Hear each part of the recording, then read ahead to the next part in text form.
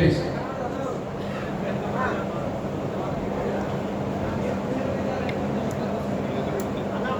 ఈరోజు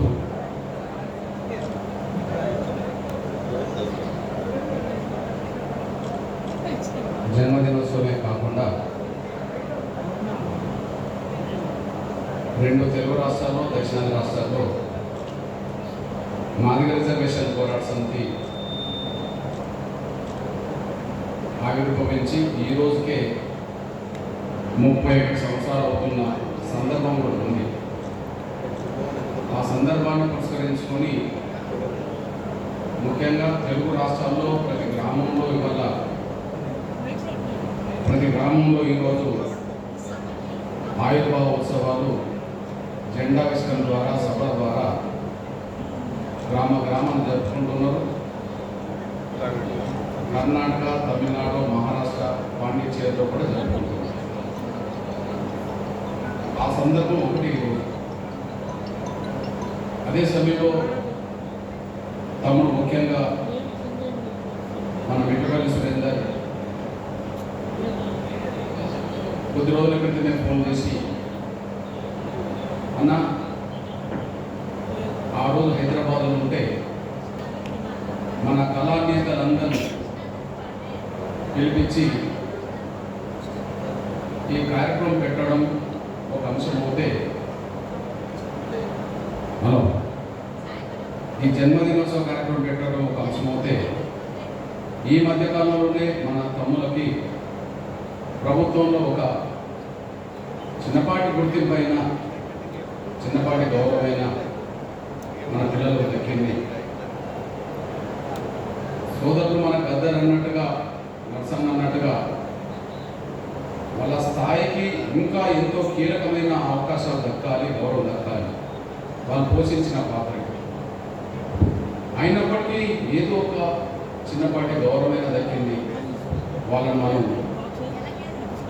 సత్కరించుకోవాలి, మనం గౌరవించుకోవాలి. ఈ కార్యక్రమాన్ని దృష్టి పెట్టుకొని మీరు టైం ఇవ్వండి అని చెప్పడం జరిగింది. ముఖ్యంగా జెండావిష్కరణ కార్యక్రమంలో నేను వెళ్ళాల్సి ఉన్నది కూడా. అయినప్పటికీ మనం చాలా రోజుల తర్వాత మన కళానేతలందరూ ఒక వేదిక మీద కూర్చున్నారు. వాళ్ళని ఖచ్చితంగా మరొకసారి మనం కలుసుకోవాలి. భవిష్యత్ కార్యాచరణ కూడా కొంత దృష్టి పెట్టుకోవాలి. 2, మన తమ్ములకి ఒక గౌరవం దక్కింది, ఒక గుర్తింపు వచ్చింది, కొంత ప్రాధాన్యత వచ్చింది. వాళ్ళని కూడా మనం అభినందించాలి, వాళ్ళని సత్కరించుకోవాలనే అంశంతో ఈ కార్యక్రమానికి శ్రీకారం చుట్టడానికి మాత్రం సురేందర్ ప్రధాన కారణం. అదే సమయంలో మీ అందరి అండదండలతోటి ఒక్కరి పేరుతో కాకుండా నా కళా నేతలు, కళా నాయకులు, నాయకురాలు అందరూ కలిసి ఈ గొప్ప కార్యక్రమాన్ని ఇక్కడ నిర్వహించి మీ అందరి సమక్షంలో నాకు ఈ అరుదైన గౌరవం ఇచ్చినందుకు మీ అందరికీ తల వంచి నమస్కారం చేస్తున్నాను. మీరు ఇచ్చిన ఈ గౌరవం, ఈ జన్మదిన సందర్భంగా మన తమ్ముడు యువనేత తమ్ముడు పృథ్వీ కూడా ఇందులో ఉన్నాడు. కళాకారులందరి పక్షాన, అన్ని వర్గాల పక్షాన తమ్ముడు గద్దర్, బలహీన వర్గాలందరి కళాకారులందరి పక్షాన తమ్ముడు వరంగల్ శ్రీను, చెల్లె గంగ, అదే సమయంలో మన ఆడబిడ్డ మహిళా కళాకారులందరి పక్షాన తమ్ముడు చెల్లె వాణి, మాదిగ బిడ్డలందరి తరఫున పేరు పేరున మీ అందరికీ తమ్ముడు వెనువై అశోక్ అంటే ఎంఆర్పి సూత్రంలోనే 30 ఏళ్ళుగా పిలిచాను. నేను చెప్పదలుచుకుని ఏంటంటే, అందరి పేరు చెప్పకపోయినా మీ అందరూ నా మనసులో ఉన్న విషయం మీరు మర్చిపోతారని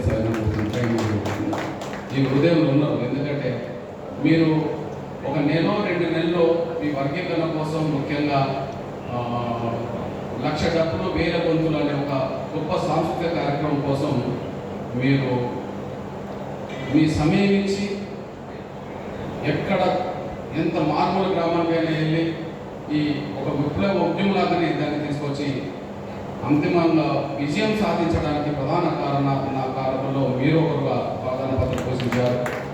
అందువల్ల మిమ్మల్ని నేను ఎవరిని మర్చిపోను. భవిష్యత్తు రోజుల్లో మీకు అండగా మీకు చైతన్యవ్వడానికి నేను ఏ పాత్రైనా పోషిస్తాను. మీ భవిష్యత్తు కోసం అనేసి కూడా మీ దృష్టికి నేను తీసుకొస్తున్నాను. ప్రత్యేకంగా మీ అందరికీ ధన్యవాదాలు. పేరున మీ అందరికీ ధన్యవాదాలు. ఈరోజు అభినందనలు అందుకున్న నా తమ్ముడు డాక్టర్ పసుముది రవీందర్, అదే సమయంలో ఏపూరి సోమన్న, అంతడుపుల నాగరాజు, తమ్ముడు దరు వంజన్న, దరు ఎల్లన్న, సోదరుడు పల్లె నరసింహ, వీరందరికీ మనస్ఫూర్తిగా అభినందనలు తెలియజేస్తున్నాను. తమ్ముడు పృథ్వీ చెప్పిన దాన్ని వేరే అపార్థం చేసుకోకుండా ఆయన మనసులో ఏమున్నదంటే ఈ ప్రభుత్వంలో ఇప్పటికే నియమించబడ్డ కొన్ని కార్పొరేషన్లో లేదా ఇతరత్ర దాంట్లో అర్హత లేని ఆ స్థాయి అర్హత లేని వాళ్ళని కూడా ఆ స్థాయిలో పెట్టారు. వాళ్ళకంటే 100,000 రెట్ల అర్హత మీకు ఉన్నది. ఈ స్థాయి కంటే గొప్ప స్థాయికి పోవాల్సిన వాళ్ళని చెప్పి మాత్రమే గుర్తు చేశారు. ఈ స్థాయి కంటే ఇంకో గొప్ప స్థాయికి పోసే అర్హత మీకు ఉన్నది అని మాత్రమే గుర్తు చేశారు. తప్పకుండా ఇది అందొచ్చిన అవకాశం మీకు. దీన్ని అందొచ్చినట్టుగా గట్టిగా పట్టుకొని దాన్ని ఆసరా చేసుకొని మరింత మీరు ముందుకు వెళ్ళే విధంగానే అది మీకు ఉపయోగపడాలి. కానీ అక్కడ నుంచి మీరు వెనుకపోవద్దనే విషయం మీరు దృష్టిస్తున్నాను. నేను అక్కడ నుంచి ఇదొక మీకు ఒక 10 మెట్లు ఎక్కాలనుకున్నా కూడా ఒక చిన్న మెట్టు ఒక మెట్లు ఎక్కింది అనుకున్నాను. ఆ మెట్టు నుంచి మీరు జారి పడకుండా మరో 10 మెట్లు ఎక్కడం కోసమే దీన్ని ఉపయోగించుకోండి. ఆ సమయంలో మీరు మెట్టు ఎక్కుతున్న సమయంలో ఖచ్చితంగా ప్రతి మెట్టు కూడా మీకు అండదండలు నా వంతు నేను పోషిస్తాననే విషయం కూడా మీ దృష్టికి తీసుకొస్తున్నా. ఇప్పుడు ఈ ఆరుగురే కాదు ఖచ్చితంగా తెలంగాణలో ఉండబడే మొత్తం మన కళాకారులు కళా నేతలు నాయకురాలు ఎవరైతే ఉన్నారో వాళ్ళందరి భవిష్యత్తు కోసం మీ అన్నగా ఖచ్చితంగా మీకోసం నేను పాటు పడతాను. భవిష్యత్తు రోజుల్లో అది మీరు చూస్తారనే విషయం కూడా మీ దృష్టి తీసుకుంటున్నాను.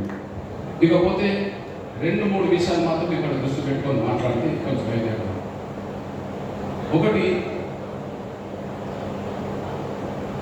ఈ దేశంలో వేల కులాలు ఉన్నమాట ఎంత వాస్తవమో ఆ వేల కులాల్లో బాగా వివక్షమైన కులం తెలుగు నేల మీద మాదిగలు అనే విషయం అందరికీ తెలుసు. అతిపెద్ద జనాభా ఉండి కూడా కులం పేరు చెప్పుకోవాలన్నా సిగ్గుపడుతూ బాధపడుతూ భయపడుతున్న సామాజిక వర్గం మాదిగలు. పేదరికం గుర్తుకొస్తే అందరికంటే ఎక్కువ పేదలుగా మిగిలిపోయిన వాళ్ళు మాదిగలు. అంటే పేదరికం అదే సమయంలో అవమానాలు ఈ తెలుగు నేల మీద మాదిగలకు ఎక్కువ అనుభవపూర్వకంగా ఉన్నాయి. అట్లాంటి ఒక కులం ఇవాళ ఎన్నుకున్న ఒక అంశం అది న్యాయమైనది కాబట్టి దేశం మొత్తం మీద ఇవాళ ఒకే కులం గురించి బాగా మాట్లాడుతుంది. అది మాదిగల గురించి మాట్లాడేటట్టు వచ్చేసింది. 30 ఏళ్ల క్రితం 31 సంవత్సరాల క్రితం మాదిగలు చెప్పుకోవడానికి సిగ్గుపడుతున్న రోజుల నుంచి ఇవాళ తలెత్తుకొని మాదిగలమని చెప్పుకునే పరిస్థితి రావడమే కాకుండా ఎన్నుకున్న అంశం ఉద్యమాన్ని ముందుకు తీసుకెళ్ళింది కనుక ఆ అంశం ఇవాళ దేశంలో ఉండబడే అన్ని శక్తులను ఆకర్షించే స్థాయికి అన్ని శక్తులు దీనికి అండగుండే పరిస్థితికి నెట్టబడే పరిస్థితి వచ్చేసింది. అంటే నేను చెప్పదలుచుకున్నది ఏంటంటే మనం ఎన్నుకున్న అంశం మనం తీసుకున్న నిర్ణయం అది నిజంగా న్యాయమా కాదనే విషయం మనం ఆలోచించుకుంటే న్యాయం అనేది కనుక మనం మనసులో పెట్టుకొని ఖచ్చితంగా యుద్ధం చేస్తే అది అంతిమంగా ఎప్పటికైనా విజయం సాధిస్తుంది అనడానికి సాక్ష్యం ఎంఆర్ఎస్ ఉద్యమంగా నిర్ణయం న్యాయం. ఇప్పుడు మాదిగ రిజర్వేషన్ పోరాట సమితి ఎస్సీ వర్గీకరణ అంశం న్యాయం అని మాదిగ దండలో వాదించింది ముందు. దయచేసి అర్థం చేసుకుంటూ ఆశిస్తున్నాను. ఎస్సీ రిజర్వేషన్ల వర్గీకరణ అంశం న్యాయం, అది పరిష్కారం కావాలని మాదిగ దండలో వాదించింది. మాదిగ దండలో వాదిస్తే వర్గీకరణ జరగద్దని దళితుల్లోనే ఇంకొక సామాజిక వర్గం ఎదురుపడ్డది, అడ్డం పడ్డది. ఇక్కడ మనం ఎన్నుకున్న అంశం న్యాయమా కాదా అనే విషయం ఇప్పుడు సమాజం తేల్చాల్సి. ఒకే అంశం మీద భిన్నాభిప్రాయాలు 2 వర్గాల మధ్య వచ్చినప్పుడు, ఒక అంశం మీద 2 వర్గాల మధ్యలో భిన్నాభిప్రాయాలు వచ్చినప్పుడు ఆ భిన్నాభిప్రాయాలు న్యాయం అనేది ఎట్లా తేల్చాల్సి వస్తుంది? నేను న్యాయం అంటున్నా, వర్గీకరణ అడ్డుకోవడం కూడా న్యాయం అని వాళ్ళు అన్నారు. ఎస్సీ వర్గీకరణ జరగాలని అది న్యాయం అంటున్నా, జరగాలనేదే న్యాయం అంటున్నా. లేదు ఎస్సీ వర్గీకరణ జరగద్దు అని మేము అదే న్యాయం అని వాళ్ళు అన్నారు. అప్పుడు మనం ఎన్నుకున్న అంశం న్యాయమా కాదని ఎవరు మాదిగ దండోర ఎన్నుకున్న అంశం సమాజం తెలిసింది. అన్ని వర్గాల సంబంధించిన వాళ్ళు ఎమ్మెల్యేసీ మద్దతు ఇచ్చారు. మాలల్లో కొంతమంది ప్రజాస్వామికవాదులు, నిజమైన అంబేద్కర్ వాదులు, కొంతమంది వర్గీకరణ సపోర్ట్ చేసిండ్రు. కొంతమంది స్వార్థపరులు మాల వర్గం నుంచి అడ్డపడే ప్రయత్నం చేసిండ్రు. కానీ మాదిగేతర మొత్తం సమాజం అంతా వర్గీకరణ న్యాయమనే చెప్పేసింది. ఇక తేలిపోయినారు. అంటే మనం ఎన్నుకున్న అంశం న్యాయమైతే సమాజం మనకు అండగా ఉంటుంది అనడానికి అది ఒక బలమైన సాక్ష్యం. మనం ఎన్నుకున్న అంశం అసెంబ్లీలో చర్చ జరిగింది. ఇక్కడ మీరు గమనించాలి, మనం ఎన్నుకున్న అంశం అసెంబ్లీలో చర్చ జరిగింది. అసెంబ్లీలో చర్చ జరిగిన ప్రతిసారి ఏకగ్రీవంగానే వర్గీకరణ సపోర్ట్ చేశారు. రాజకీయ పార్టీల మధ్యలో వర్గీకరణ అంశం మీద భిన్నాభిప్రాయం లేనే లేదు. అసెంబ్లీలో మీ అందరూ తెలుసు, అధికార పక్షం ఏదైనా అంశం చర్చ పెట్టిందనుకో ఏదో కారణాలు సాకులో చూపి ప్రతిపక్షాలు దాన్ని అడ్డపడుతుంటాయి, ఒక విమర్శ పెడుతుంటాయి, ఏదో ఒక కారణం చూపెట్టి దానికి అడ్డపడే ప్రయత్నమే చేస్తుంటాయి. కానీ 3 దశాబ్దాలుగా చూస్తున్నాం ఎస్సీ వర్గీకరణ అంశం ఉమ్మడి ఆంధ్రప్రదేశ్లో చర్చకు వచ్చింది, 2 తెలుగు రాష్ట్రాల్లో చర్చకు వచ్చింది. కానీ ఉమ్మడి ఆంధ్రప్రదేశ్లో చర్చకు వచ్చినప్పుడైనా, 2 తెలుగు రాష్ట్రాల్లో చర్చకు వచ్చినప్పుడైనా ఎస్సీ వర్గీకరణ న్యాయం అని చెప్పి అన్ని పార్టీలు ఒప్పుకున్నాయి. ఎగ్జాంపుల్ 98లో ఎస్సీ వర్గీకరణ మీద ఉమ్మడి ఆంధ్రప్రదేశ్లో చంద్రబాబు నాయుడు గారు తీర్మానం పెట్టాడు. ఏకగ్రీవంగా ఆమోదం పొందింది, మెజారిటీతో కాదు. ఏకగ్రీవంగా ఆమోదం పొందింది, మెజారిటీతో కాదు. 2000 సంవత్సరంలో మళ్ళీ చంద్రబాబు నాయుడు గారు మళ్ళీ తీర్మానం పెట్టింది. ఏకగ్రీవంగా ఆమోదం పొందింది, మెజారిటీ కాదు. 2004లో ఉమ్మడి ఆంధ్రప్రదేశ్లో స్వర్గీయ రాజశేఖర్ గారు ముఖ్యమంత్రి ఉన్నప్పుడు అసెంబ్లీ తీర్మానం పెట్టడం జరిగింది. అప్పుడు ప్రతిపక్షం టీడీపీగా మారింది. ఎస్సీ వర్గీకరణ సమర్థిస్తున్నామని చెప్పి అన్ని పార్టీలు ఏకగ్రీవంగా ఆమోదం పొందింది, తీసుకునేది. 2014లో తెలంగాణ వచ్చిన తర్వాత కేసీఆర్ అసెంబ్లీలో చర్చ పెట్టిండు, అన్ని రాజకీయ పార్టీలు ఏకగ్రీవ తీర్మానం చేసింది. ఓకే, నిన్నగాక మొన్న తెలంగాణ రాష్ట్రంలో గౌరవ ప్రస్తుత ముఖ్యమంత్రి రేవంత్ రెడ్డి గారు అసెంబ్లీలో చర్చ పెట్టిండు, అన్ని పార్టీలు ఏకగ్రీవ తీర్మానం చేసింది. నిన్నగాక మొన్న ఆంధ్రప్రదేశ్ అసెంబ్లీలో ఎస్సీ వర్గీకరణ మీద చర్చ పెట్టింది, చంద్రబాబు నాయుడు పెడితే అన్ని పార్టీలు తీర్మానం చేసింది. అంటే మనం ఎన్నుకున్న అంశం మీద ఏ పార్టీకి భిన్నాభిప్రాయం లేదు, ఏకాభిప్రాయం ఉన్నది అనడానికి సాక్ష్యం న్యాయం మన వైపు ఉన్నది. అదే సమయంలో అన్యాయం జరిగింది, వాస్తవ కాలాలు తీర్చడానికి కమిషన్లు పడ్డాయి. నేను పుట్టక ముందు 1965లో లోకూర్ కమిషన్ పడ్డది, మాదిగలకు అన్యాయం జరిగిందని చెప్పేసింది, పరిష్కారం వర్గీకరణ చెప్పేసింది. చంద్రబాబు ప్రభుత్వంలో 96లో ఎస్సీ వర్గీకరణ అవసరమా లేదని చెప్పేసి కమిషన్ పడ్డది, రామచంద్రరావు కమిషన్ వర్గీకరణ జరగాలని చెప్పేసింది. 2007లో మన్మోహన్ సింగ్ గారి ప్రభుత్వం మళ్ళా ఉషామేర కమిషన్ వేసింది, ఎస్సీ వర్గీకరణ న్యాయమనే చెప్పేసింది.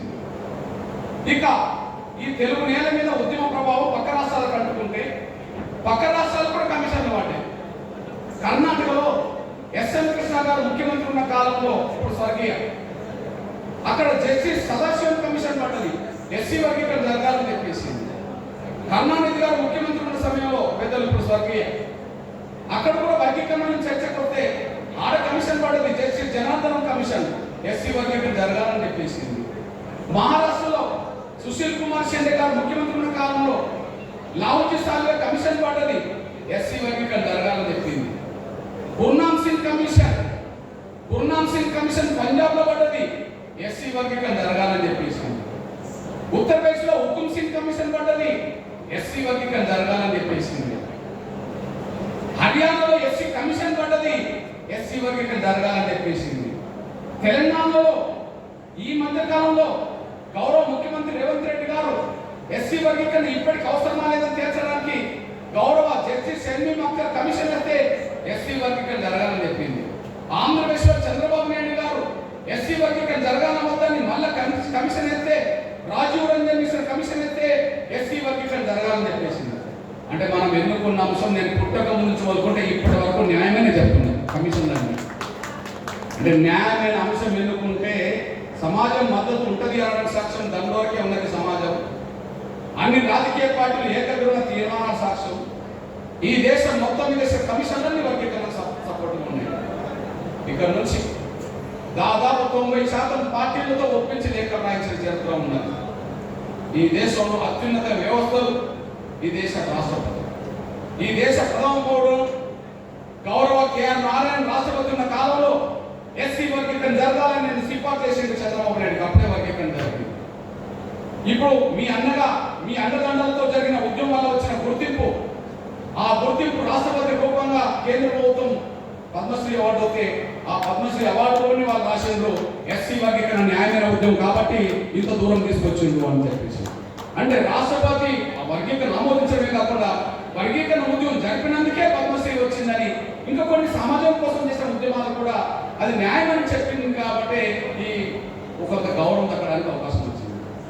దేశ ప్రధానమంత్రులు వర్గీకరణ మీద క్యాబినెట్ లో తీర్మానం చేయాల్సి వస్తుంది. దేశ ప్రధానమంత్రులు వర్గీకరణ జరగాల్సిందే అని చెప్పి మాదిగలు పెట్టిన మీటింగ్లు వచ్చే పరిస్థితి గౌరవ నరేంద్ర మోడీ గారి రూపంలో వచ్చేసింది. యూపీఏ గవర్నమెంట్ లో మన్మోహన్ సింగ్ గారు కమిషన్ వేసింది.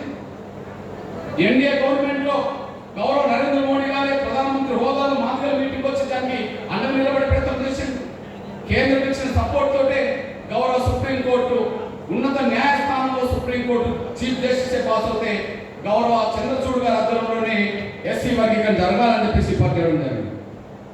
నేను ఈ విషయం ఎందుకు చెప్తానంటే, మనం ఎన్నుకున్న అంశం న్యాయం అయితే ఆ న్యాయం కోసం గట్టిగా నిలబడితే ఆలస్యమైన పరిష్కారం జరగక తప్పదు అనడానికి సాక్ష్యం ఇవన్నీ మీ కళ్ళ ముందు కనిపిస్తుంది. దీనికోసం కష్టాలు పడడం, బాధలు పడడం, నిందలు పడడం, నిర్బంధాలకి గురైన, జైలు పాలైన, కొంతమంది బిడ్డలు కోల్పోయిన ఇవన్నీ జరిగినాయి. ఒక గొప్ప ఆశ నెరవేర్చాలంటే తప్పు, కానీ ఆశంలో న్యాయం ఉంటే ఖచ్చితంగా పరిష్కారం కూడా ఎప్పటికైనా దొరుకుతుంది అనడానికి సాక్ష్యం మాత్రం ఇక్కడ కనిపించేస్తుంది. ఇందులో నా తమ్ముడు, నా చెల్లెలు, కళా నేతలైన నా తమ్ముడు, నా చెల్లెలు చివరి ఘట్టంగా జరిగిన యుద్ధంలో మీరందరూ పాల్గొన్నారు. ఖచ్చితంగా మీ రుణం తీసుకునే ప్రయత్నం ఎప్పటికైనా నేను చేస్తాను. పేరున మీ రుణం తీసుకునే సందర్భం వచ్చినప్పుడు పేరున మీ రుణం తీసుకునే ప్రయత్నం చేస్తాను. ఆ విషయం మర్చిపోవద్దని చెప్పి నేను విజ్ఞప్తి చేస్తున్నాను. ఇకపోతే ఇప్పుడు మీ అన్నగా ఒక 2-3 విషయాలు గుర్తు చేస్తున్నాను. నెక్స్ట్, ఇప్పుడు తెలుగు రాష్ట్రాల్లో చర్చ జరుగుతుంది. అన్న ఎస్సీ వర్గీకరణ ప్రధాన అంశం అయిపోయింది కదా, ఎస్సీ వర్గీకరణ ప్రధాన అంశం అయిపోయింది కదా, నెక్స్ట్ ఏ కార్యక్రమాలు తీసుకుంటాడనే ఒక చర్చ మాత్రం జరుగుతుంది. ఏ నిర్ణయం తీసుకుంటాడో నేను 30 ఏళ్ళుగా చూస్తున్న విషయం ఒకటి చెప్తున్నాను. ఇప్పుడు మనం ఏ పార్టీలో ఓట్లేస్తున్నామో, ఏ పార్టీలు వాళ్ళు పరిపాలిస్తున్నాయో ఆ పార్టీ నేతల వర్గ స్వభావాన్ని మనం అర్థం చేసుకోవడంలో కొంత వెనుకబడిపోయినాం. ఆ పార్టీ నేతల వర్గ స్వభావాన్ని అర్థం చేసుకోవాల్సిన అవసరం ఇప్పటికైనా ఉన్నదనేసి మీరు దృష్టిస్తున్నాను. ఆ పార్టీ నేతల వర్గ స్వభావం ధనిక వర్గ స్వభావం ఉన్నదా, భూస్వామ్య వర్గ స్వభావం ఉన్నదా, పేదవర్గ స్వభావం ఉన్నదా అనే విషయంలో మనం ఇప్పటికైనా ఆలోచించాల్సిన అవసరం ఉంది. నేను అధికార ప్రతిపక్ష పార్టీల గురించే మాట్లాడలేను. ఇవాళ శాసనసభలో ప్రాతినిధ్యం అవుతున్న ప్రతి పార్టీ వర్గ స్వభావం ఒకసారి ఆలోచించుకుంటే, సిద్ధాంతాలు ఏమైనా, జెండాలు ఏమైనా, ఎజెండాలు ఏమైనా, వాళ్ళ వర్గ స్వభావం, వాళ్ళు వచ్చిన నేపథ్యం మాత్రం అత్యంత పేద వర్గాల అంశాలను ఎజెండా చేసుకోలేకపోతున్నారనే విషయం తెలుసుకోవాలి. అత్యంత పేద వర్గాల అంశాలు ఎజెండా చేసుకోలేకపోతున్నారని మీ దృష్టిని నేను తీసుకుంటున్నాను. నేను అంటున్నా, అత్యంత పేద వర్గాల అంశాలే ఎజెండా చూసుకుంటే ఎంఆర్ఎస్ సమాజం కోసం ఇన్ని ఉద్యమాలు ఎందుకు చేయాల్సి వచ్చింది? ఈ 30 ఏళ్లలో మాదిగల కోసం చేసిన ఉద్యమం వర్గీకరణ ఒకటే కదా. ఈ 30 ఏళ్లలో మాదిగల కోసం చేసిన ఉద్యమాలు ఒక వర్గీకరణ కోసమే కదా. మిగిలిన ఎన్నో ఉద్యమాలు చేశారు కదా. పద్మశ్రీ అవార్డు వచ్చిన సందర్భంగా రాష్ట్రపతి భవన్ ప్రింట్ చేసిన పుస్తకంలో సమాజం కోసం చేసిన ఉద్యమాల అంశాలు కూడా ఉన్నాయి కదా. మీ అన్నగా చెప్తున్నానే, పేదవాడి ఆరోగ్య భద్రత గురించి ఎందుకు ప్రభుత్వాలు ఆలోచించలే? పేదవాడి ఆరోగ్య భద్రత గురించి ఎందుకు ప్రతిపక్షాలు ఆలోచించలే? డబ్బులు ఉన్న వాళ్ళకు కార్పొరేట్ ఆసుపత్రులు ఉంటే, డబ్బు లేని వాళ్ళకు గవర్నమెంట్ ఆసుపత్రులు ఉంటే, గవర్నమెంట్ ఆసుపత్రుల్లో పేదవాళ్లకు నాణ్యమైన వైద్యం సకాలంలో అందకపోతే పేదవాడి బతుకులంతా ఆగమవుతున్న సమయంలో మరి పేదవాడు కూడా కార్పొరేట్ ఆసుపత్రికి వెళ్ళే అవకాశం ఉండాలి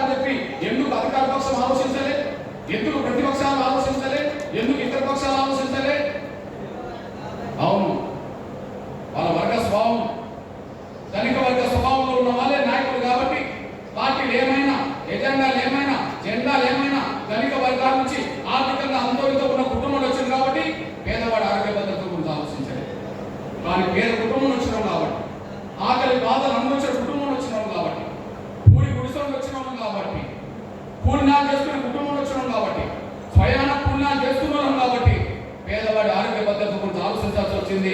గుండె జబ్బుల ఉద్యోగం నడపాల్సి వచ్చింది. ఆరోగ్యశ్రీ అనే పథకాన్ని సాధించాల్సి వచ్చింది. ఇవాళ ప్రతి పేదవాడి వల్ల కార్పొరేట్ ఆసుపత్రిలో ఆరోగ్యశ్రీ కార్డు పెట్టుకొని ప్రతి కార్పొరేట్ ఆసుపత్రిలో వైద్యం పొందుకునే కార్డు వచ్చేసింది. నేను ప్రభుత్వాలు ఎందుకు ఆలోచన చేయలేదు? ప్రతిపక్షాలు ఎందుకు అసెంబ్లీలో చట్టసభలో మాట్లాడలేదు? ఇతర పక్షాలు ఎందుకు ఆ విషయాన్ని ఎజెండా చేసుకోలేకుండా పోయినాయి? అంటే పేదవాడి ఆరోగ్యం గురించి ఎవరు ఆలోచించారు? ఆరోగ్య భద్రత గురించి ఆలోచించలేదు. ఎందుకు ఆలోచించలే? వాళ్ళ మీద వర్గ దృక్పథం పనిచేస్తుందనడానికి సాక్ష్యంగా వాళ్ళ పార్టీలు ఏమైనా కానీ, ఎజెండాలు ఏమైనా కానీ, జెండాలు ఏమైనా కానీ వర్గస్వాన్ని మనం ఆలోచించాల్సిన అవసరం ఉంది. మీ అన్నగా చెప్తున్నాను, అసలు పేదలకు సంబంధించిన అంశాలు మీ అన్నగా చెప్తున్నా. పెన్షన్ అంటే ఎవరి? పెన్షన్ అంటే ఎవరి? పేదది. అది ఏ పెన్షన్ అంటే కానీ ఇప్పుడు వికలాంగులు పెన్షన్ తీసుకుంటుండ్రు, వికలాంగులు పెన్షన్ తీసుకుంటుండ్రు. వికలాంగులు కోటీశ్వరులు తీసుకుంటారా? వికలాంగులు ధనికులు తీసుకుంటారా? తీసుకోరు. ఎవరు తీసుకుంటారు? వికలాంగులు అయినా పేదలు తీసుకుంటారు కదా. ఏ మరి వికలాంగుల పేదల భక్తుల గురించి వాళ్ళ పెన్షన్ గురించి ఎందుకు ఆలోచించాలి పార్టీ? ఎంఆర్ఎస్ ఆ అంశాన్ని టేకప్ చేసేంత వరకు అసెంబ్లీలో ఎప్పుడైనా చర్చ జరిగిందా? ప్రభుత్వాలు ఎప్పుడైనా ఆలోచించినాయా? ప్రతిపక్షాలు ఎప్పుడైనా మాట్లాడినాయా? ఇతర పక్షాలు ఎప్పుడైనా మాట్లాడినాయా? వికలాంగుల అంశాలకు సంబంధించి ఎజెండా ఎవరు చేయాల్సి వచ్చింది? పెన్షన్ అంటే ఎవరిది? పేదలది. ఆ పేదల అంశమైన వికలాంగుల అంశం ఎజెండా ఎంఆర్పీ చేసింది కాబట్టినే ఇవాళ దేశంలో ఎక్కడ లేని విధంగా పెన్షన్ ఇవాళ తెలుగు రాష్ట్రంలో పొందేటట్టు వచ్చేసింది. దాని గురించి నేను మళ్ళీ ఒకసారి చెప్తా. ఎక్కడ వాళ్ళు వైఫల్యం చెందుతుందో దాన్ని మరొకసారి చెప్తాను. మీ అన్నకు ఒక విషయం చెప్తున్నా. వృద్ధులు పెన్షన్ తీసుకుంటారు, వితంతులు పెన్షన్ తీసుకుంటారు, ఒంటరి మహిళలు పెన్షన్ తీసుకుంటారు, ఇతరాత్ర వాళ్ళు పెన్షన్ తీసుకుంటారు. వాళ్ళు దాదాపు అందరు కలిసి ఒక 40 లక్షల పైగా ఉన్నారు.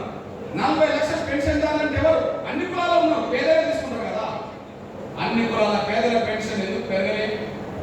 ఎంఆర్ఎస్ పట్టించుకునేంత వరకు 2004లో 200 పెన్షన్, 2014లో 200 పెన్షన్, 2004లో రాజశేఖర్ గారు ఇచ్చింది 200 పెన్షన్, 2014లో కిరణ్ కుమార్ గారు దిగిపోయి నెల వరకు ఇచ్చింది 200 పెన్షన్. 10 లక్షల రూపాయలు పెరగలే పెన్షన్. ఎందుకు పెరగలే? పెంచే ఉద్దేశం పాలకులకు లేదు, గట్టిగా అడిగే ఉద్దేశం ప్రతిపక్షాలకు లేదు. ఎందుకు అడగలే? పెన్షన్ వీళ్ళు అనుకోవట్లేదు కదా, మా కాలం అనుకుంటున్నారు కదా, పేదలే కదా. అట్లాంటి వృద్ధుల వితంతుల అంశం కూడా ఎజెండా చేస్తే ఇవాళ 2000 పెన్షన్ ఇక్కడ వస్తుంది, 4000 పెన్షన్ అక్కడ వస్తుంది, 4000 పెన్షన్ ఇక్కడ రావడానికి అవకాశం ఉంది. రేపు ఉద్యోగం జరగబోతుంది. పేదవాడు తినే తిండి గింజల గురించి ఎందుకు ఆలోచించలే? ఎన్టీ రామారావు కాలంలో 5 కిలోల బియ్యం ఉంటే, ఎన్టీ రామారావు కాలంలో 5 కిలోల బియ్యం ఉంటే దాన్ని చంద్రబాబు నాయుడు ఉమ్మడి అందులో వేసి 4 కిలోలు చేసింది. 9 ఏళ్ళు చంద్రబాబు నాయుడు 4 కిలోలు ఇస్తే తర్వాత వచ్చిన కాంగ్రెస్ ప్రభుత్వం 3 ముఖ్యమంత్రులు మారింది. రాజశేఖర్ గారు, రోసయ్య, కిరణ్ కుమార్ గారు, వాళ్ళు కూడా 4 కిలోలు ఇచ్చేసారు. ఎవరు? పేదవాడికి తినే తిండి గింజలు 1 కిలో ఎందుకు తగ్గినాయి? పేదవాడు తినే తిండి గింజలు ఎందుకు 1 కిలో తగ్గాల్సి వచ్చింది? అడిగే దిక్కు లేకుండా పోయింది. అట్లాంటి సమయంలోనే పేదవాడి తిండి గింజల గురించి ఆలోచించి తెల్ల రేషన్ కార్డు బియ్యం కొట్ట పెరగాలని చెప్పి ఆకలి కేకులను ఉద్యోగం చేయాల్సి వచ్చింది. ఇవాళ 4 కిలో రూపాయలు 6 కిలో రూపాయలు వచ్చేసింది. ఈ 4 ఎందుకు చెప్పిందంటే అత్యంత పేద వర్గాలకు ఉపయోగపడే అంశాలు ఇవి. ఈ 4 ఎందుకు చెప్పాల్సి వచ్చిందంటే అత్యంత పేద వర్గాలకు ఉపయోగపడే అంశాలు. మీ అన్నగా చెప్తున్నా, ఏ కుల సంఘానికి లేనంత అభిమాన సమాజంలో అనుబంధాలు ఎందుకు వచ్చింది? ఈ తెలుగు నేల మీద కుల సంఘాలు లేవా? ఈ తెలుగు నేల మీద 100 కులాలు ఉన్నాయి కదా. 100 కులాలున్న కుల సంఘాలకు రాని గుర్తింపు ఎంఆర్ఎస్కి ఎందుకు వచ్చింది? ఒక మాదిగల కోసం చేస్తే సమాజంలో ఎందుకు వస్తుంది అంత? ఒక మాదిగల కోసమే చేసినానికి ఒక సమాజంలో ఇంత గౌరవం ఎందుకు వస్తుంది ఎంఆర్ఎస్కు? ఈ దేశంలో ఎంఆర్ఎస్కి ఎందుకు గౌరవం దక్కుతుంది? ఇప్పుడు నిన్న కాక మొన్న అమిత్ షా గారు ఒక లేఖ రాసింది. ఆ లేఖను నీతో చదివి పెడతాం. అందులో ఏముందో మీరు చదవండి. ఎంఆర్ఎస్ అట్లనే స్పీకర్, లోక్సభ స్పీకర్ ఒక లేఖ రాసింది. ఈ మధ్య కాలం 2 రోజుల క్రితం ఒక లేఖ వచ్చింది. అది నువ్వు చదవాలి. అంటే అత్యంత పేద వర్గాల దయానీయ జీవితాలు గడుపుతున్న అంశాలన్నీ ఎంఆర్ఎస్ ఎజెండాగా మారినాయి కాబట్టి వాళ్ళ సమాజంలో కొంత ఎంఆర్ఎస్ గుర్తింపు గౌరవం వచ్చేసింది. మరి ఎంఆర్ఎస్ ఎందుకు ఎన్నుకున్నది ఎజెండా? కులసంఘం కదా. అంటే పేద కుటుంబాలందరికీ ఉపయోగపడే విధంగా ఎందుకు చేయాల్సి వచ్చిందంటే కులం ఏదైనా పేదరికం అంటే అన్ని కులాల్లో పేదరికం ఉన్నట్టు కదా, ఆ పేదలందరికీ మేలు జరగాలని నిర్ణయం తీసుకోవాల్సి వచ్చింది.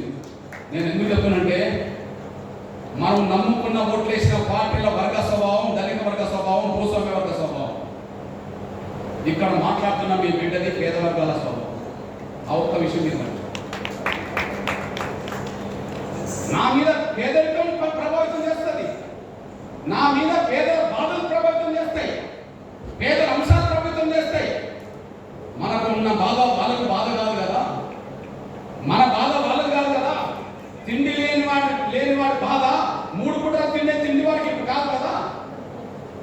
ఓకే, తిండి లేని వాడి బాధ, ఆకలితో బాధపడుతున్న వాడి బాధ, కడుపు నిండా తిండిలోనికి బాధ కాదు కదా.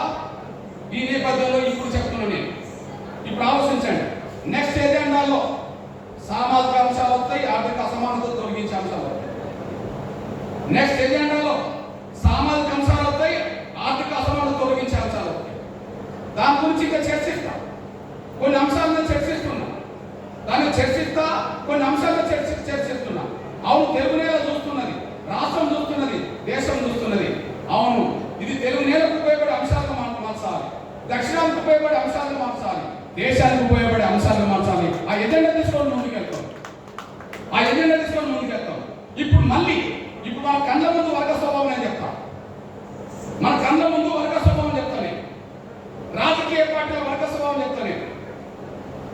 ఇక్కడ కాంగ్రెస్, కమ్యూనిస్టు, బీజేపీ, సిపిఐ లేదా ఇతర రాజకీయ టీఆర్ఎస్ ఇతర పార్టీలకు సంబంధించిన మిత్రులు ఉన్నారు. నేను విజ్ఞప్తి చేస్తున్నా, వర్గ స్వభావం అంటే ఎట్లా పనిచేస్తుందో ఇప్పుడు నేను చెప్తున్నా చూడండి. నేను ఏ వర్గం వైపు ఉన్నాననే కాదు,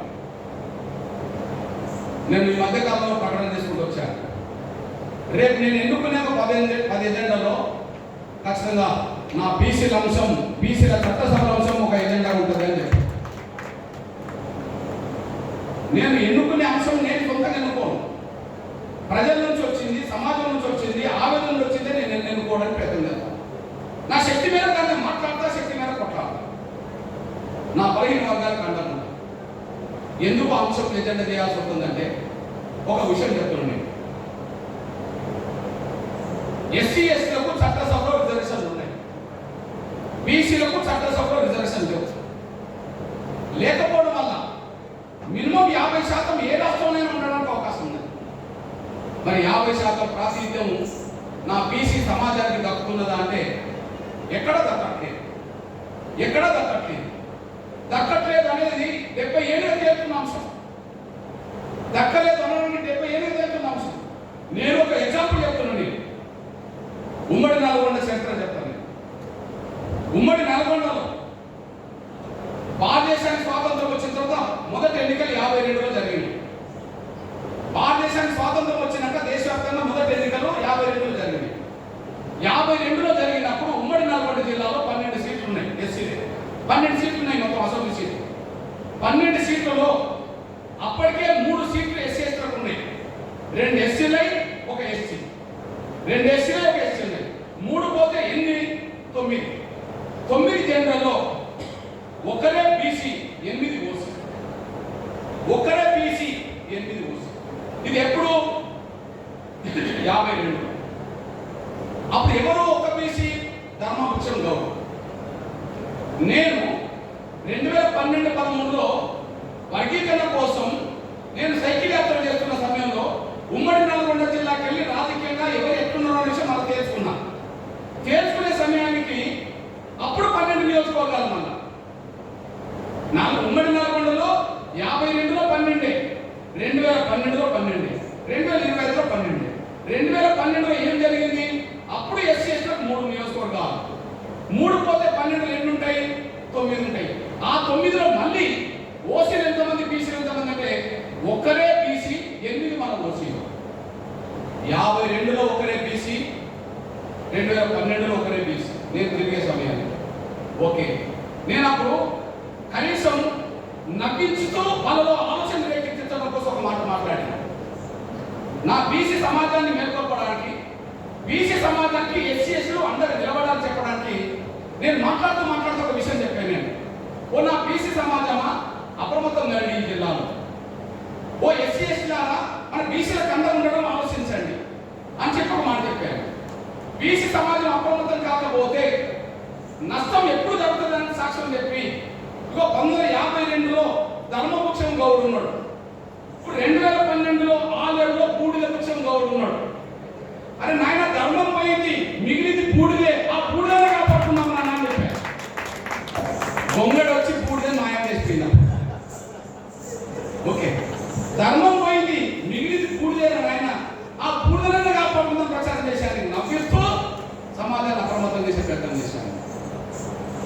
ఓకే, ఇప్పుడు మళ్ళీ నేను నిన్నగాక మొన్న తిరిగి వస్తున్నా. మళ్ళీ 12 ఎస్సీ నియోజకవర్గం, 12 జనరల్ మొత్తం ఆ జిల్లాలో, ఆ 12లో మళ్ళీ మొదట్లో 3 ఉన్నట్టుగా ఇప్పుడు మళ్ళీ 3 ఎస్సీలు ఉన్నాయి. నగరకాల్లో లేదా తుంగతోటి లేకపోతే దేవరకొండ మళ్ళీ 3 ఎస్సీలు ఉన్నాయి. మిగిలిన ఎన్ని మళ్ళా 9 జనరల్. 9లో మళ్ళీ ఒకటే మన పీసీ ఇప్పుడు అయ్యలే మళ్ళీ అదే వీళ్ళు అయ్యలే మళ్ళీ 8 వస్తుంది. అంటే ఏం మారింది? ఏం మారలేదు. అందువల్ల రాబోయే రోజుల్లో నా బీసీ సమాజానికి అండగా ఎంఆర్పీఎస్ బలమైన నిర్ణయం తీసుకుంటుంది.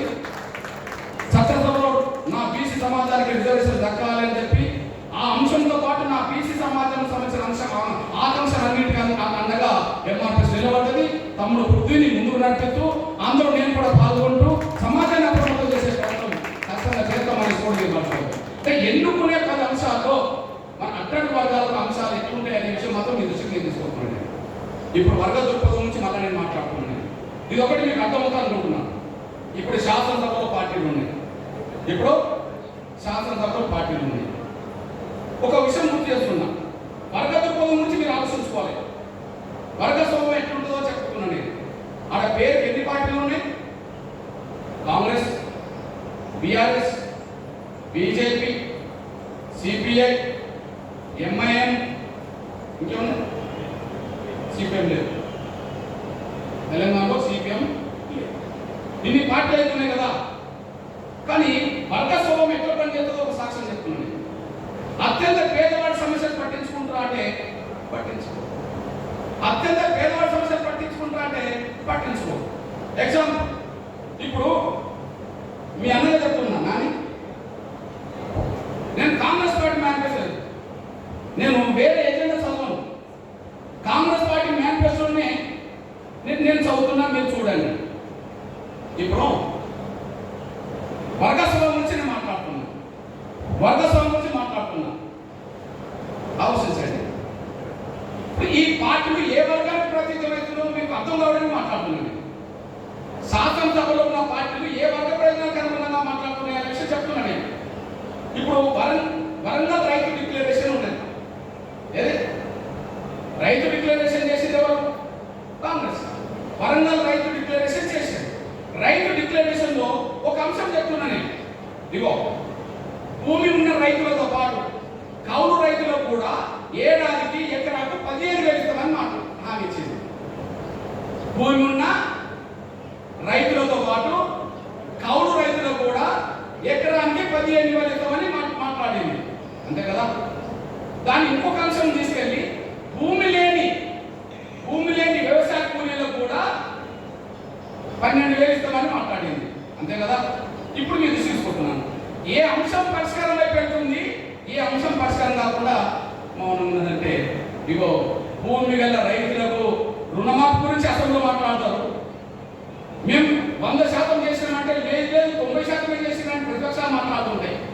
కాంగ్రెస్ ఏమో రైతు రుణమాఫీ మీద మాట్లాడితే మేము చేసినామని మాట్లాడతాం, లేదంటే మీరు పూర్తి చేయలేదని వీళ్ళు మాట్లాడతారు.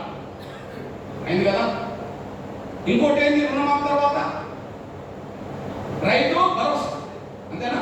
ఇప్పుడు ఇదేంటి, రైతు భరోసానే కదా. మరి రైతు భరోసా అనే పేరుతో ముగ్గురికి ఇచ్చిన హామీలు కదా. మరి రైతు భరోసాకి ఇప్పటికి కూడా 1,000 కోట్లు వేస్తున్నారు కదా. ఒకవైపు బడ్జెట్ లేదంటూనే ఎక్కడో తెచ్చి ఇస్తున్నామని చెప్పి రైతులకు భరోసా పథకం కింద డబ్బులు వేస్తున్నారు కదా. రైతులు అంటే ఎవరు? భూములు ఉన్నవారు. కౌలు రైతులు అంటే ఎవరు? భూమి లేకుండా భూములు ఉన్న దగ్గర కౌలు చేసేటోళ్ళు. అసలు భూమి లేని వాళ్ళు ఎవరు? కూలీలు. నేను అంటున్నా, అధికార ప్రతిపక్ష పార్టీలు రైతు రుణమాఫీ మీద, రైతు భరోసా మీద మాట్లాడుతున్నాయే కానీ పరిష్కారం చూపెడుతున్నాయి కానీ కౌలు రైతుల గురించి, కూలి వాళ్ళ గురించి ఎప్పుడన్నా మీరు అవసరంలో మాట్లాడినట్టు చూస్తున్నారా? లేదు. అంటే రాజకీయ పార్టీలు ఎజెండాలు వేరైనా వాళ్ళు వచ్చిన వర్గ స్వభావం మాత్రం వాళ్ళ మీద పనిచేస్తుందనేసి కూడా మీరు మర్చిపోతాను ఫైనల్ పోతున్నాను నేను. ఇప్పుడు అసెంబ్లీ ఎప్పుడు నిన్నమా, ఇప్పుడు రోజు రైతు భరోసా గురించి అసెంబ్లీలో వింటున్నాం. ఒకవైపు మేము వేస్తున్నామని వాళ్ళు అంటుంటే మీరు పూర్తి చేయలేదని మీరు అంటుంటారు. మేము మొత్తం వేసినామని వాళ్ళంటే మీరు వేయలేదు అని సవాలిస్తుంటే ప్రతిపక్ష పార్టీలు. ఎవరికి? భూములు ఉన్న కోసం. మరి కౌలు రైతులకు ఇస్తామన్నమాట ఎందుకు మీరు మాట్లాడరు? అధికార పక్షం ఎందుకు మాట్లాడలేదు? ప్రతిపక్షం ఎందుకు మాట్లాడతలేరు? ఇతర పక్షాలు ఎందుకు మాట్లాడతలేవు? భూమి లేని వాళ్ళ గురించి ఎందుకు మాట్లాడతారు? వాళ్ళు భూమి లేని వాళ్ళ గురించి ఎందుకు మాట్లాడతారు? మీ అన్నగా చెప్తున్నా, ఈ మూడింటిలో ఒకదానికి పరిష్కారం దొరుకుతుంది, రెండింటికి పరిష్కారం లేదు. ఓకే, రైతులకు పరిష్కారం దొరుకుతుంది, కౌలు రైతులకు, వ్యవసాయ కూలీలకు పరిష్కారం దొరకట్లేదు కదా. ఇప్పుడు వర్గ స్వభావం అయితే మనం ఎవరిని? పేదవాళ్ళమే కదా. ఖచ్చితంగా కౌలు రైతులకు కూడా ఖచ్చితంగా మీ మేరకు సమాధానం జరగాల్సిందే. పేదవాళ్ళు ఏ కూలీలు అవుతున్నారో ఆ కూలీలకు కూడా మీ హామీ అమలు జరగాల్సిందని కొట్లాడాల్సిన బాధ్యత ఉన్నది. వాళ్ళు విస్మరించడానికి కారణం ఏంది? మనం పట్టించుకోవాలని ఆలోచన రావడానికి కారణం ఏంది? వాళ్ళు విస్మరించడానికి వర్గ స్వభావం కారణము, మనం పట్టించుకోవాలని ఆలోచన రావడానికి వర్గ స్వభావం కారణం. ఈ విషయాన్ని మీరు లోతుగా అధ్యయనం చేయాల్సిందిగా నేను సవినంగా విజ్ఞప్తిస్తున్నాను. ఈ విషయాన్ని మీరు లోతుగా అధ్యయనం చేయాల్సిందిగా నేను సవినంగా విజ్ఞప్తిస్తున్నాను. ఇక ఓకే, ఎస్సీ ఎస్టీ బీసీల అంశం మీద నేను ఒక విషయం తీసుకుంటున్నాను. ఎవరి అంశాలు ఎవరికి ఎదురు అవుతాయి? ఏ పార్టీ వర్గ స్వభావమైనా ఉన్నత వర్గాల స్వభావం కనిపిస్తున్నది. ఏ పార్టీ వర్గ స్వభావమైనా ఉన్నత వర్గాల స్వభావమే కనిపిస్తున్నది. ఇగో ఎస్సీ ఎస్టీ డిక్లరేషన్ ఒక మాట చెప్తున్నది. ప్రైవేట్ రంగంలో కూడా, ప్రైవేట్ విద్యా సంస్థల్లో ప్రభుత్వ సహకారం పొందే ప్రైవేట్ ఉపాధి సంస్థలు కూడా ఎస్సీ ఎస్టీలకు రిజర్వేషన్ కల్పిస్తామని చెప్పి ఇలా ఉన్నాయి. 18 నెలలు గడిచిపోయింది కదా, మరి ఎప్పుడన్నా మాట్లాడినాయా పార్టీలు? మీరు ప్రైవేట్ రంగంలో రిజర్వేషన్ కల్పిస్తామన్నారు అని చెప్పి ప్రతిపక్షాలు ఎప్పుడైనా లేవనెత్తినాయా? ప్రభుత్వానికి దానికి సోయి ఉన్నదా? లేదు. ఎందుకు లేదు? పార్టీలను నడిపే వాళ్ళ వర్గ స్వభావం, అధికారం ఉన్న వాళ్ళ, ప్రతిపక్షం ఉన్న వాళ్ళ వర్గ స్వభావం మీ వర్గాల అంశాలు ఎజెండా చేసుకొని మాట్లాడడానికి లేదు అనడానికి ఇది సాక్ష్యం అనేసుకోవడానికి మర్చిపోతారు సార్ అనుకుంటున్నాం. అంటే మనం భవిష్యత్తు రోజుల్లో తీసుకోవాల్సింది ఏంటిది? ప్రైవేట్ రంగంలో కూడా మీరు ఇచ్చిన హామీని విద్యలోను ఉపాధి రంగంలోను అమలు చేయాల్సిన అవసరం ఉందని చెప్పి ఎజెండా చేయాల్సిన అవసరం మన మీద నెట్టబడ్డది కదా. ఇంకొక విషయం చెప్తున్నాను నేను. కేసీఆర్ ఎన్నికల మేనిఫెస్టో 2014లో ఎస్సీ ఎస్టీలకు 3 ఎకరాల భూమి అని చెప్పి ఎన్నికల వాగ్దానం ఇక్కడ ఉన్నాయి. ఓకే, 3 ఎకరాల భూ పంపిణీ పక్కన పెట్టి కేసీఆర్ అసైన్మెంట్ భూములనే 78,000 ఎకరాలు ప్రభుత్వం ముందుకున్న విషయం కూడా చర్చకు వచ్చేసింది. అంటే భూమి పంచమన్న మనిషి ఉన్న భూమి లాక్కున్న చరిత్ర కనిపించింది కదా. మరి ఉన్న భూమి లాగుతుంటే ప్రతిపక్షాలు ఎప్పుడన్నా గట్టిగా మాట్లాడిన అసలు ఎప్పుడన్నా మీరు చూశారా? పోనీ రేవంత్ రెడ్డి గారి సర్కార్ ఒక హామీ ఇచ్చింది. రేవంత్ రెడ్డి గారి సర్కార్ ఒక హామీ ఇచ్చింది. ఏ హామీ ఇచ్చింది? ఎస్సీ ఎస్టీకి సంబంధించిన బీఆర్ఎస్ ప్రభుత్వం పొందుకున్న ఎస్సీ ఎస్టీ అసైన్ భూములను తిరిగి వాళ్ళకే ఇప్పిస్తామని చెప్పి హామీ ఇచ్చేసింది. మీ అన్నగా చెప్తున్నా, 70,000 ఎకరాలు ఎస్సీ ఎస్టీ దగ్గర భూమి పొందుకున్నాడు కేసీఆర్. ఇప్పిస్తామన్నది రేవంత్ రెడ్డి గారు. పొందుకున్నది వాస్తవమే, ప్రతిపక్షం మాట్లాడలేదు. కానీ ఓట్ల కోసం ఓట్ల కోసం కాంగ్రెస్ మాత్రం మేనిఫెస్టో పెట్టింది. మేనిఫెస్టో పెట్టిన అంశం 18 నెలలు గడిచింది. 70,000 ఎకరాలు ఎస్సీ ఎస్టీ నుంచి పొందుకున్నారు కదా ఆ గవర్నమెంట్. దాన్ని ఇప్పిస్తామని నువ్వు హామీ ఇచ్చావు కదా ఎన్నికలకు ముందు. గుంజుకున్నప్పుడు మాత్రం, గుంజుకుంటున్న సమయం మాత్రం గట్టిగా మీరు మాట్లాడలేదు. కానీ ఓట్ల కోసం మాత్రం ఇప్పిస్తామని మాట్లాడారు. ఇప్పిస్తామని వాళ్ళు 18 నెలలు గడిచింది. 18 నెలలు గడిచినా 18 ఎకరాల భూమి ఇప్పియలేకుండా పోయారు. ఎవరి అంశం ఎవరికి ఎజెండాగా మారుతుంది? భూమి ఎవరికి అవసరం? మనకు అవసరం. వాళ్ళ ఓట్లు అవసరం, మనకు భూమి అవసరం. వాళ్ళ ఓట్లు అవసరం కాబట్టి ఎన్నికల మేనిఫెస్టో పెట్టారు. వాళ్ళ సమస్య కాదు కాబట్టి నేను పట్టించుకోలేదు. కానీ అంశం మన అంశం కదా, పట్టించుకోవాల్సి వస్తే మన అంశం కదా. మీ అన్నగా మీ బిడ్డగా చెప్తున్నాను నేను. ఇప్పుడు మళ్ళా చెప్తున్నా చూడండి. అరే 18 నెలలు నా వికలాంగ సమాజానికి, వృద్ధుల వితంతులకు 18 నెలల పాటు పెన్షన్ పెరగలేదు. 2003 ఎన్నికల మేనిఫెస్టో ఉంటుంది నిన్న. 2003 ఎన్నికల మేనిఫెస్టో ఉంటుంది నిన్న.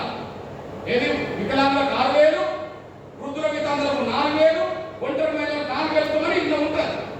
నవంబర్లో ఓట్లేయండి, డిసెంబర్ ఇస్తామని చెప్పి రేవంత్ రెడ్డి గారు మాట్లాడిండు. 100 సభలు మాట్లాడిండు. నవంబర్లో ఓట్లేస్తే డిసెంబర్లో మీకు అమలు చేస్తామని చెప్పి.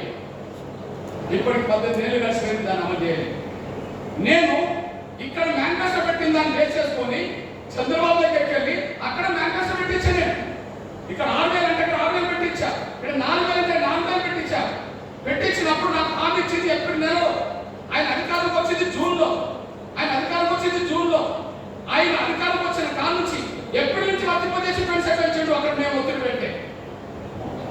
ఇక్కడ 18 నెలలు కలిసిన పెన్షన్ లేకుండా పోయింది. నేను అంటున్నా ప్రతి నిత్యం రైతుల భరోసా ఎందుకు పూర్తి చేయలేకపోయినారు, రైతు రుణమాఫీ ఎందుకు పూర్తి చేయలేకపోయిందని చెప్పి అసెంబ్లీలో మాట్లాడే ప్రతిపక్ష పార్టీలు, లేదు మేము 100% చేసామంటే మీరు చేయలేదని మాట్లాడే ప్రతిపక్ష పార్టీలు 1% కూడా పెన్షన్ల గురించి ఎందుకు ఆలోచించలేకుండా పోతున్నాయి. వాళ్ళ గురించి మాట్లాడితే భూములు ఉన్న వాళ్ళకు ఉపయోగపడుతుంది, వాళ్ళ భూములు ఉన్నోలే కాబట్టి. పెన్షన్ గురించి మాట్లాడితే ఎవరికి పెన్షన్? మీ అన్నగా చెప్తున్నా, రైతుల గురించి మాట్లాడమంటే అర్థం ఏంటిది? రైతు రుణమాఫీ గురించి అర్థం ఏంటిది? రైతు భరోసా అంటే అర్థం ఏంటి? 180% మంది ఏ వర్గాల వాళ్ళు? ఉన్నత వర్గాల వాళ్ళు. రైతులు అంటే ఏ వర్గాల వాళ్ళు? ఉన్నత వర్గాల వాళ్ళు. పెన్షన్ అంటే ఏ వర్గాల వాళ్ళు? పేద వర్గాల వాళ్ళు. పేద వర్గాలకు సంబంధించిన వాళ్ళ అంశం వీళ్ళకి ఎజెండా మారదు, భూములు ఉన్న వాళ్ళ అంశం మాత్రం వాళ్ళకి ఎజెండాగా మారదు. ఇట్లాంటి అంశాలు మన దృష్టికి మనం ఎన్నుకోకపోతే మన తరఫున ఎవరు ఎన్నుకుంటారు అనేసి మీరు ఆలోచించాలనేసి పెట్టాం. మనం ఎన్నుకోతే ఎవరు ఎన్నుకునే పరిస్థితి అవుతారో ఒకసారి మీరు దృష్టికి తీసుకొచ్చే అంశంగా మారుతుందనేసి కూడా అంటే నేను చెప్పాల్సింది ఎందుకంటే ఏ పేద కుటుంబాల చేత మనం ఎదిగాము, ఏ కింది సామాజిక వర్గం నుంచి ఎదిగామో సామాజిక ఆర్థిక అసమానతలు దొరికే దిశగా, రాజకీయంగా అందరికీ న్యాయం జరిగే దిశగా భవిష్యత్తు ఉద్యమాలు సిద్ధం చేయాల్సిన అవసరం మాత్రం ఉన్నదనేసి కూడా మీరు మర్చిపోదు.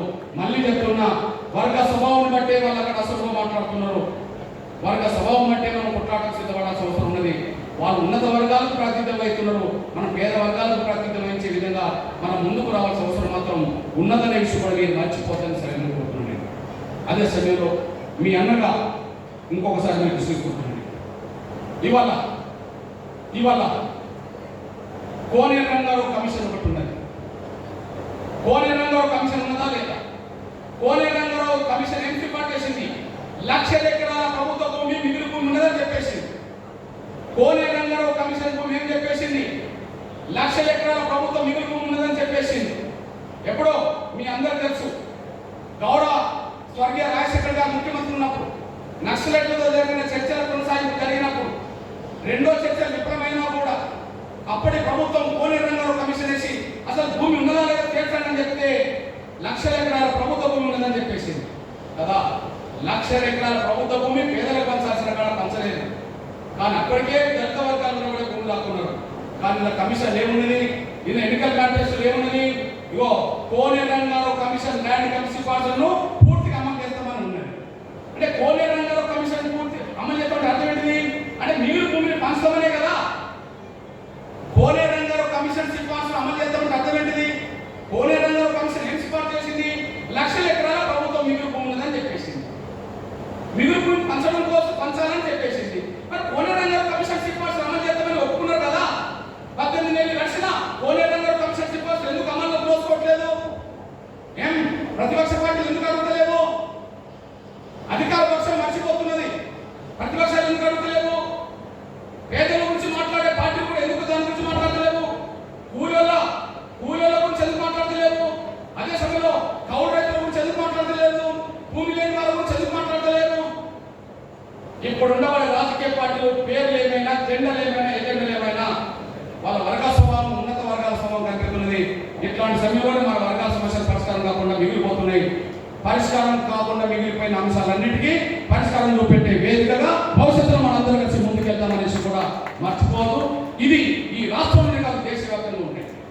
ఇది రాష్ట్రంలో కాదు, దేశవ్యాప్తంగా కూడా ఉంటాయి. లోక్సభ రాజ్యసభ కలితేనే పార్లమెంట్ అంటారు, లోక్సభ రాజ్యసభ కలితేనే పార్లమెంట్ అంటారు. మరి పార్లమెంట్ అనే లోక్సభలో ఎస్సీ ఎస్టీలకు రిజర్వేషన్లు ఉన్నాయి. ఎగ్జాంపుల్ తెలంగాణలో ఉన్నాయి. ఇక్కడ 17 పార్లమెంట్ సీట్లలో 5 ఎస్సీ ఎస్టీలకు ఉన్నాయి.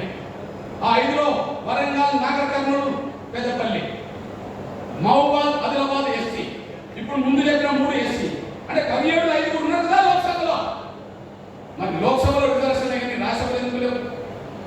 రాజ్యసభలో ఎస్సీ ఎస్టీ కంటే లేదు కదా. దేశవ్యాప్తంగా ఎస్సీ ఎస్టీలు ఎట్లా పోతారు? అడ్డుగా పోరు కదా. వాళ్ళ దయాదర్శనంలో ఒక్కరు ఇద్దరు పంపుకుంటే పంపుతారేమో కానీ అక్కడైతే పోరు కదా. ఇప్పుడు ఇక్కడ 17లో 5 హక్కుగా పోయారు కదా రాజ్యాంగబద్ధంగా. మరి రాజ్యసభలో లేకపోవడం కారణం ఏంది? రాజకీయ పార్టీలు అన్ని చేస్తారు, దయాదర్శిస్తే తీసుకోవాలి, లేకపోతే తీసుకోవాలి కదా. మరి ఇవ్వలేదు కదా. ఇక్కడ శాసనసభలో రిజర్వేషన్లు ఉన్నాయి.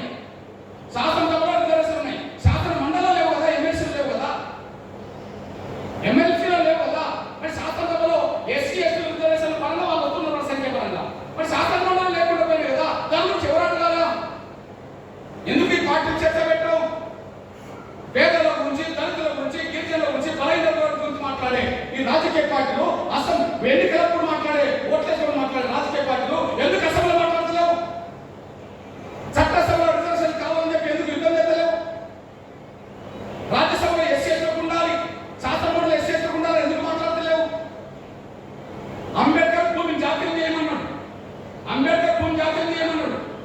ఉన్న భూమి వీరు రాకపోతున్నారు, ఇప్పిస్తామని ఇప్పించలేకుండా పోతున్నారు. అంటే ఒక రకం చెప్పాలంటే ఏమి లేని వాళ్ళు తయారు చేస్తున్నారు కదా, వీళ్ళ గురించి ఎవరు పట్టించుకోవట్లేదు కదా. అంబేద్కర్ కాలంలో ప్రభుత్వ రంగమే మొత్తం, ఇప్పుడు మొత్తం ప్రైవేట్ రంగం వచ్చింది కదా. ప్రైవేట్ రంగం రావడం వల్ల మొత్తం విద్యా ఉపాధి మొత్తం ఆగమైపోతుంది కదా మన బిడ్డల్ని. ఆనాటి కాలంలో ప్రభుత్వ రంగమే, ఈనాటి కాలంలో మొత్తం ప్రైవేట్ రంగం చేశారు. దీనివల్ల విద్యను ఎవరు కోల్పోతుండ్రు, ఉపాధి ఎవరు కోల్పోతుండ్రు? మన ఎస్సీ బీసీ బిడ్డలే కదా. దీని గురించి ఎందుకు మాట్లాడతలేదు? ప్రైవేట్ రంగంలో రిజర్వేషన్ ఇద్దామని చెప్పి ఇక్కడ కాంగ్రెస్ మేనిఫెస్టో పెట్టింది కదా, ఎందుకు ప్రతిపక్షాలు మాట్లాడతలేవు?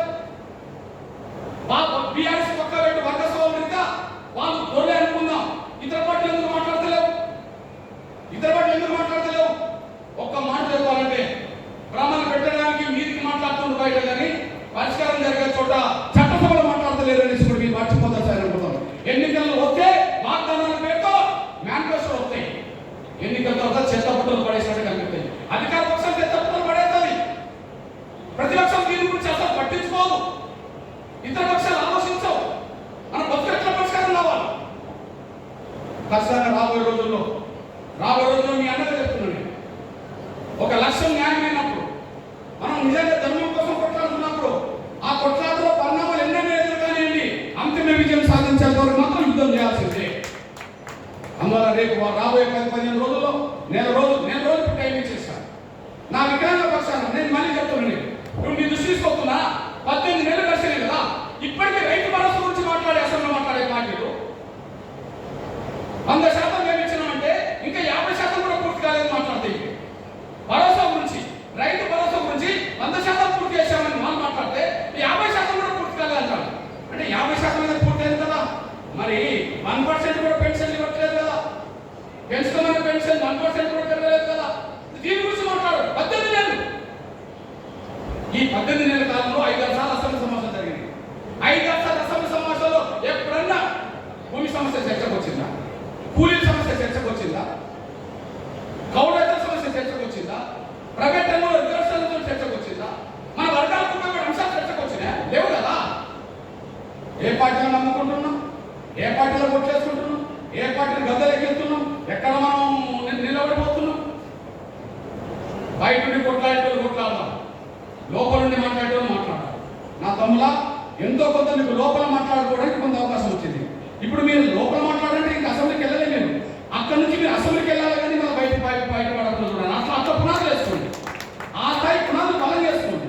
అందుకు ఎంఆర్పీ స్థాయి అని చెప్తాను. నేను మళ్ళీ చెప్తున్నాను, ఎంతో కొంత అంబేద్కర్ ఆనాడు బయట కొట్లాడుతుంటే జగ్జీవన్ స్పృహ అధికార పక్షంలో ఉన్న దళిత వర్గాల స్పృహ ఉన్నది కాబట్టి ఆయన ఎప్పుడు గట్టిగా మాట్లాడుతూ వచ్చేవాడు. మీ అన్నగా బయట నా పాత్ర నేను పోషిస్తా. మన ఎస్సీ బీసీ పేద వర్గాల అంశాలు ఎజెండాగా చేసుకోండి, ఒక్కొక్క సమయంలో ఒక్కొక్క అంశం ఎజెండా చేసుకోండి. ఈ రాష్ట్రాన్ని, దేశాన్ని మొత్తం ఒకవైపు తీసుకెళ్ళి నా ప్రయత్నం చేస్తా. ఏ అంశం న్యాయమైన అంశం, ఏ అంశం వదలకుండా ముందుకు తీసుకెళ్తా. బయట ఉన్న వాళ్ళు నాకు అండగా నిలబడండి, లోపల ఉన్న వాళ్ళు మీరు మాట్లాడండి. మీ భవిష్యత్తు కూడా నా వంతు నేను పాత్ర పోషిస్తాననేసి కూడా మర్చిపోతా వ్యక్తం చేస్తూ, మన వర్గాల అంశాలు వచ్చినప్పుడు మాత్రం ఎక్కడ రాజపడాలి, మన వర్గాల అంశాలు వచ్చినప్పుడు మాత్రం ఎక్కడ రాజపడాలి. ఇప్పుడు రాజపడేటోళ్ళు అసెంబ్లీ ఎక్కువైపోయింది, మనోళ్ళు రాజపడేటోళ్ళు పార్లమెంట్ ఎక్కువైపోయింది.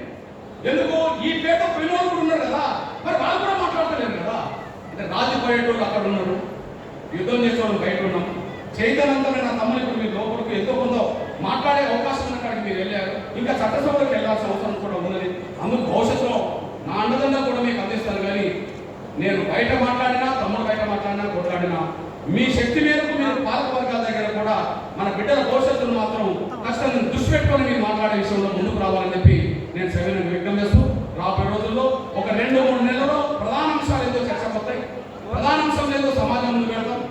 ఈ అంశాల మీద తెలంగాణలో, ఈ అంశాల మీద ఉమ్మడి ఆంధ్రప్రదేశ్లో, ఈ అంశాల మీద దక్షిణాదిలో, ఈ అంశాల మీద దేశం మొత్తం మీద ఒక ఉద్యమాన్ని సిద్ధం చేస్తామని చెప్పి ఖచ్చితంగా ప్రకటించే భవిష్యత్తు కనుక ఆ విషయం ముందుకు వచ్చినప్పుడు మీ సహాయ సహకారంతో పాటు మీ పాత్ర మీ భాగస్వామ్యం కూడా బలంగా ఉండే విధంగా చూసుకోవాల్సిందిగా నేను విజ్ఞప్తి చేస్తూ, ఇప్పటి వరకు నాకు మీ అన్నగా నన్ను అభిమానించి, మీ సోదరుని నన్ను అభిమానించి, మీ వర్గాల బిడ్డగా నన్ను అభిమానించి నాకు ఈ స్థాయిలో మీకు అభినందిస్తూ ఒక కార్యక్రమం పెట్టినందుకు నా తమ్ములైనా నా చెల్లెలైనా కళా నేతలందరికీ ప్రత్యేక ధన్యవాదాలు చెప్తూ ముగిస్తున్నాను. ధన్యవాదాలు.